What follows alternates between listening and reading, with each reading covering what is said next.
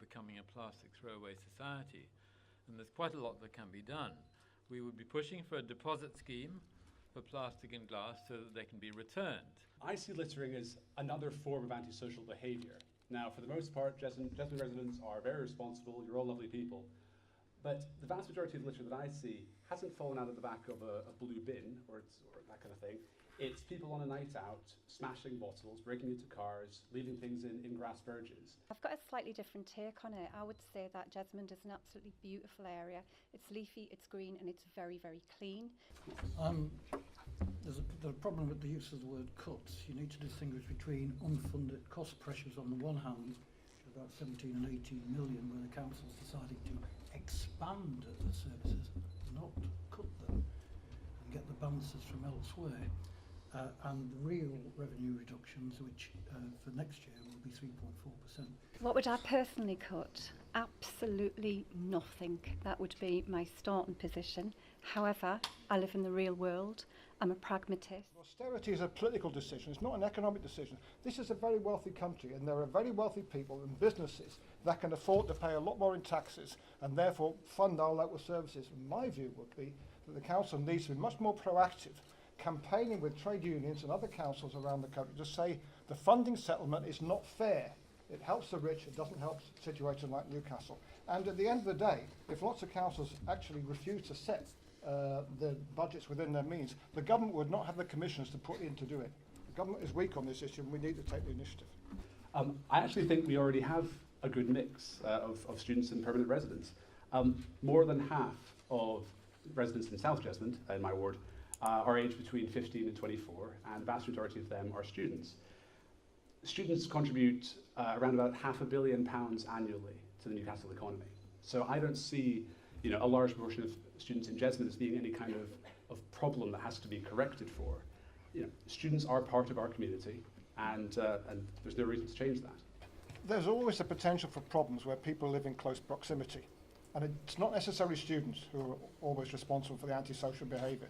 My son and his mate rented a downstairs, or they bought a downstairs flat in Fenham many years ago, and they had problems with a single woman who lived upstairs, who created a lot of noise. It's, I think we should set aside the fact that it's always students who are responsible for problems like this. How are you going to fix this problem? Will you change the street and make it so there is no cars when I come to school? Or will you make excuses about how it is too difficult or complicated or grown up to drive, or more important, will you listen to what children want?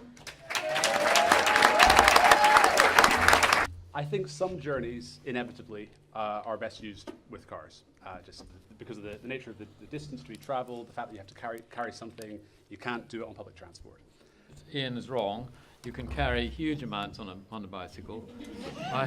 Can you carry as much as you can in the car? I have commuted by bicycle to Newcastle hospitals for the last 25 years, carrying all my case notes and records.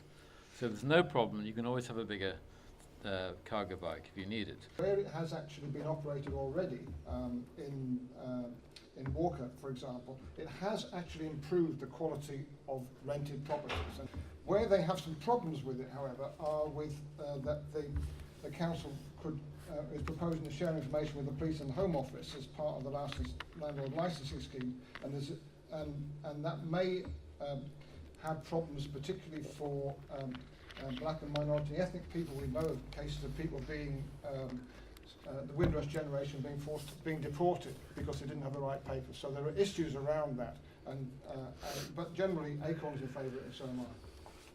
I think it'll also help crack down on bullying and intimidating landlords. If there are less problems that tenants experience, there's also less turnover and less empty property, which means that's better for community integration. My one concern with HMO licensing is that it's a nagging suspicion that it might be used as a means to sort of socially engineer certain wards, that we're effectively using market forces to shift students out of, say, Jesmond, where there's a very large student population, and into these new student housing blocks.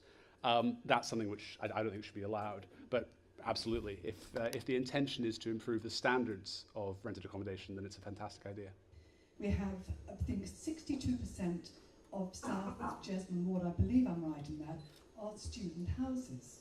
Yes, if I could move students physically from some of the houses actually lessen the burden. Yes, it is a burden.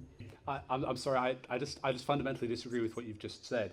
You know, in a free society, I just simply don't think it's the role of a council to tell private citizens where they can and can't live. This notion that all students are the same, they are not. I think we could also, as residents, kind of lead by example and actually think about some of the challenges that students face moving into a new area, a new community, and maybe living away from home or halls for the first time. We need to take student welfare really seriously, and anyone who's elected is here to represent student residents as well. But in terms of antisocial behaviour, the number of complaints was 360 compared with nearly 1,800 on the quality of the accommodation. So antisocial behaviour is much less an issue than the quality of the accommodation.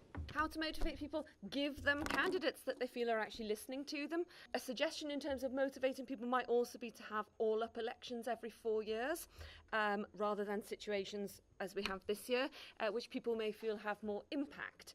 It would be more cost-effective, more significant, and could potentially create more of a buzz. I think you have to, first of all, bring change and show that you're bringing change.